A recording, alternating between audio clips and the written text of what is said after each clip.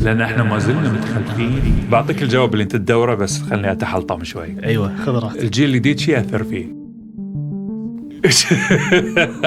قاعدين مشاهدين هالايبادات وعايشين في عالم ثاني مو معانا. بس الايبادات في حاليا اللي هو ديجيتال ارت موجود. مال من مسوي الديجيتال ارت؟ شركات عالمية، ثقافة بوب كلتشر، أشياء أكبر من الثقافة المحلية. يعني إحنا ما وصلنا حق حد أن إحنا نقدر نأثر في هالجيل بصريا، لأن إحنا ما زلنا متخلفين في الأدوات والأشياء اللي قاعدين نعطيها حق الساحة. في فترة من الفترات كان في جهد، حاليا هالشيء صعب.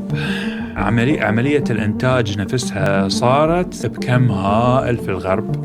تطوروا وايد في تقديم الانترتينمنت، التسلية. أيوة. في حين أن احنا لصقنا في النفاق، أن احنا لازم نقدم شيء مفيد ولازم نقدم شيء وايد مفلتر.